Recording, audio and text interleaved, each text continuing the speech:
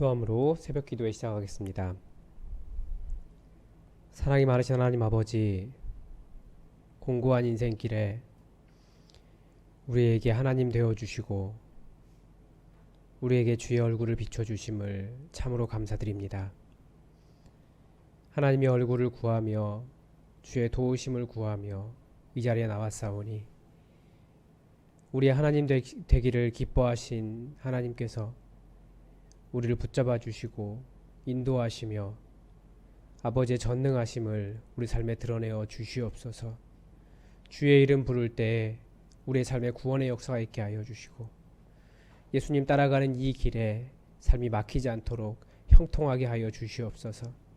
그러나 하나님, 악한 사탄 마귀가 우리를 힘들게 할 때에도 믿음으로 승리할 수 있도록 도와주시고 또 주님 주신 사명 기억하여 어떤 상황 속에서도 주의 사명을 이룰 수 있도록 함께하여 주시옵소서. 성령으로 충만케 하사 하늘나라 살아갈 수 있도록 도와주시며 우리 안에 하나님으로 인한 열심이 가득 찰 수 있도록 우리와 함께하여 주시옵소서. 이 새벽에도 주님의 말씀을 기다립니다. 주님의 은혜를 더하시기를 원하오며 예수님의 이름으로 감사하며 기도드립니다. 아멘. 이 새벽 우리에게 주신 하나님 말씀은 시편 32편 1절에서 11절까지의 말씀입니다. 시편 32편 1절에서 11절까지의 말씀입니다.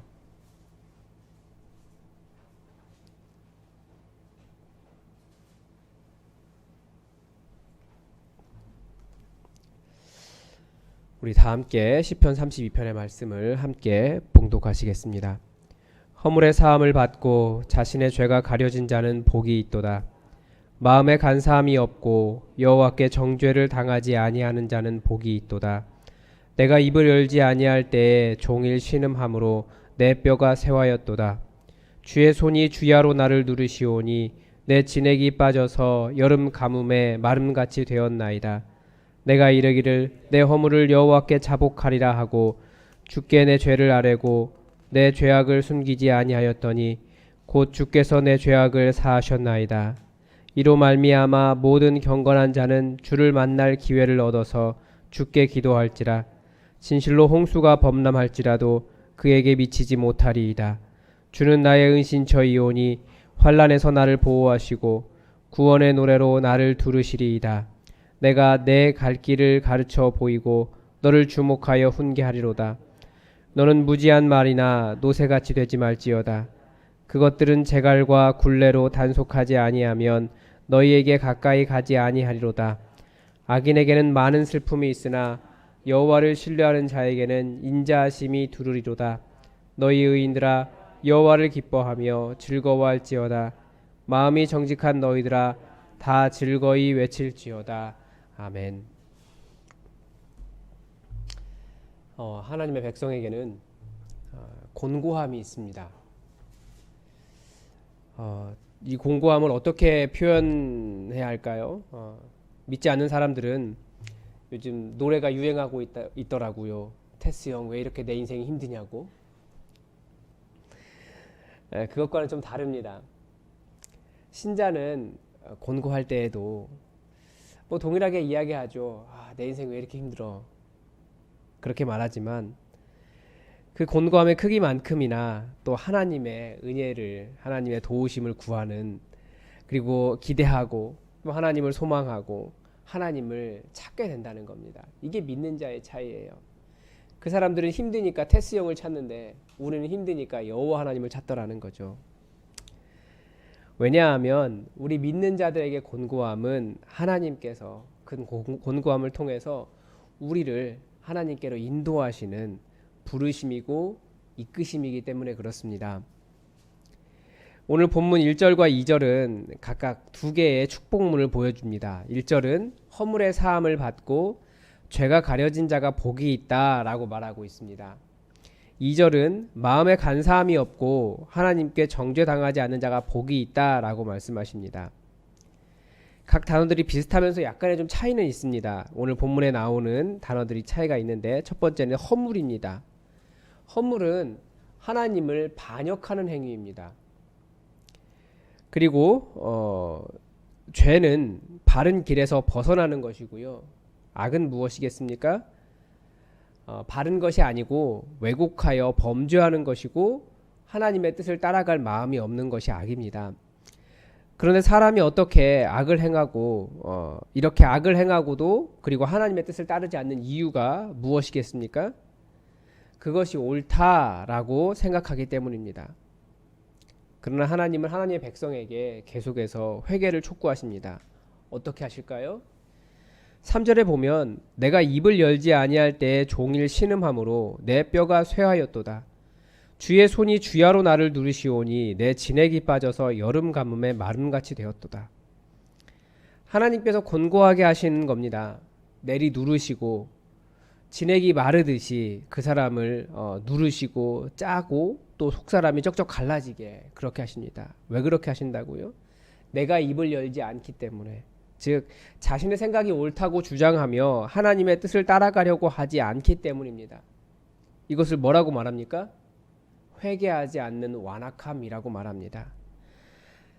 회개하지 않기 때문에 하나님께서 계속 내리 누르시는 겁니다. 회개하라고. 다른 말로 말하면 돌아오라고.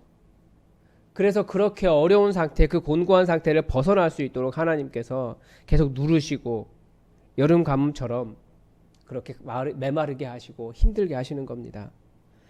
그래서 어떻게 하라고요? 6절에 뭐라고 가르쳐 줍니까?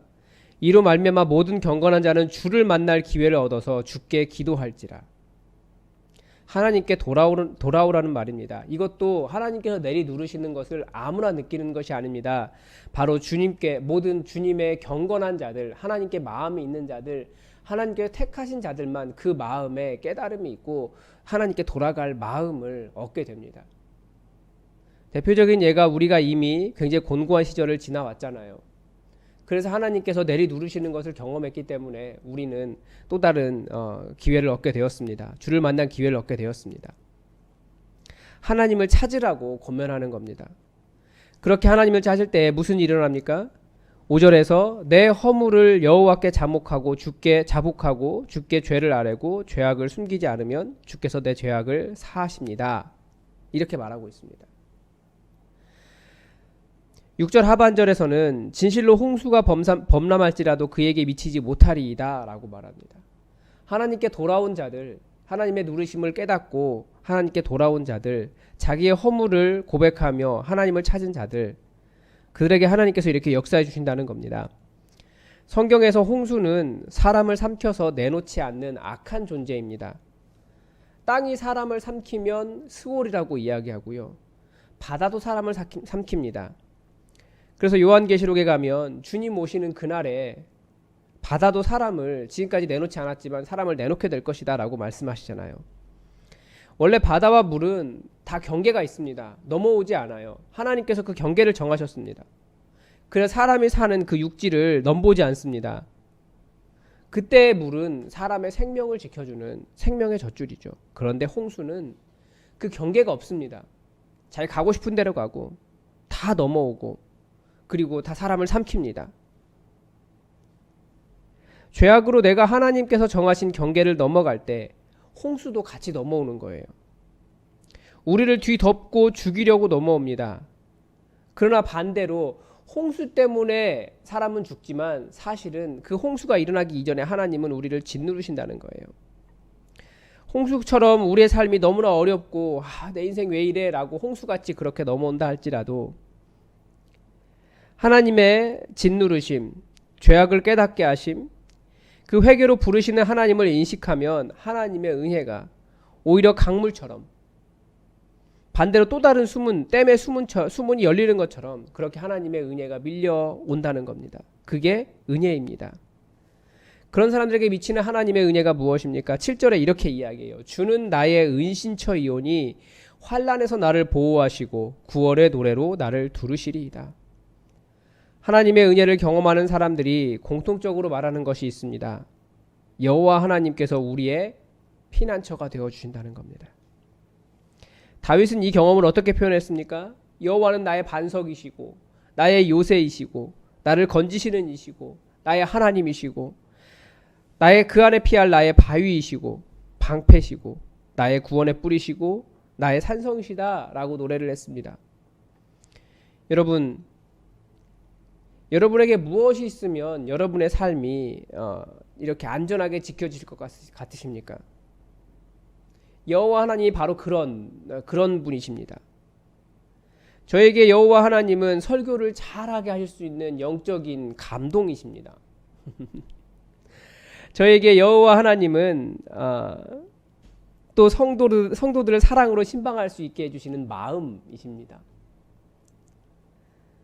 제가 부족한 것이 많기 때문에 구멍이 많이 있을 때 그 사역의 구멍을 메꿔주시는 능력이십니다. 찬양할 때마다 제 마음을 채워주시는 감동이 여호와 하나님이십니다. 항상 외롭지 않도록 함께 해주시는 분, 함께 해주시는 가족이 저에게는 여호와 하나님이십니다. 여러분, 우리의 삶이 짓눌릴 수 있어요. 그래서 내 영혼이 메마르고 내 뼈가 쇠하고 내 영혼도 짓눌릴 수 있습니다. 더구나 그것이 자신의 허물, 자신의 고집, 자신의 죄 때문에 발생한 문제일 수도 있습니다. 그러나 그렇게 짓눌리는 것은 여호와 하나님을 더 찾으라고 경건한 자만이 느낄 수 있는 하나님의 부르심입니다. 더 하나님께 나아오라고 하는 하나님의 인도하심입니다. 하나님의 백성을 회개와 은혜로 세우시고 채우시려는 하나님의 인도하심입니다. 오늘 본문이 8절부터는 갑자기 주어와 목적어가 바뀌죠. 내가 내 갈 길을 가르쳐 보이고, 이게 하나님이 하시는 말씀이 아니고 하나님이 하시는 말씀으로도 읽으셔도 되고 제사장의 권면입니다. 이게 찬송가이기 때문에 이렇게 서로 왔다 갔다 하는 거거든요. 그러면서 하는 말이 있어요. 주님의 부르심을 버티는 것은 어리석은 것이라고.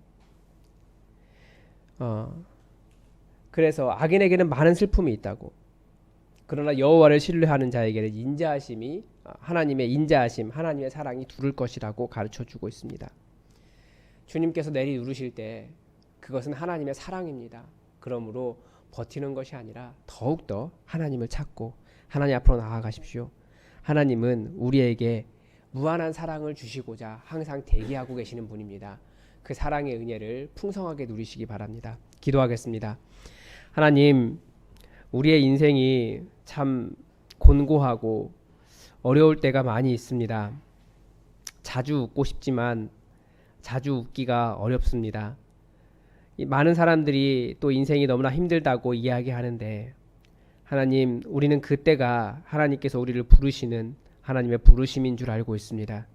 하나님, 우리가 주님의 부르심과 우리 영혼을 짓누르실 때에 아버지, 우리가 즉각 주님께 반응하게 하시고 우리에게 허물이 있으면 회개하게 하시며 죄악이 있으면 길을 돌이켜 아버지께 돌아가게 하시고 아버지의 부르심에 반응하여 주님께서 우리에게 허락하시는 그 보호와 피난처와 은신처와 주님의 은혜를, 주님 우리를 위하여 예비하신 주님의 사랑을 온전히 경험할 수 있도록 우리와 함께하여 주시옵소서.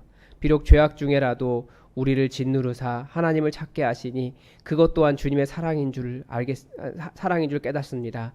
그 사랑의 기쁨이 더욱더 넘치도록 온전한 기쁨과 사랑으로 우리를 가득 채워 주시옵소서. 이 새벽에 주님의 얼굴을 구하오니 응답하여 주시고, 아직도 이 땅에 주님의 부르심에 응답하지 못하고 곤고하게 짓눌려 사는 많은 자들 주님 깨달아 주님께 돌아올 수 있도록 주님 함께하여 주시옵소서. 역사하여 주시옵소서. 그 일에 우리 교회 사용하여 주시옵소서. 주님께서 함께하시길 원하오며 예수님의 이름으로 기도드립니다. 아멘. 오늘도 교회 공동의 기도 제목 가지고 함께 기도해 주시기 바랍니다. 이번 주에 교인 총회가 있습니다. 교인 총회에서 정관 수정안과 회계 규정안 잘 심의될 수 있도록 여러분 기도해 주십시오.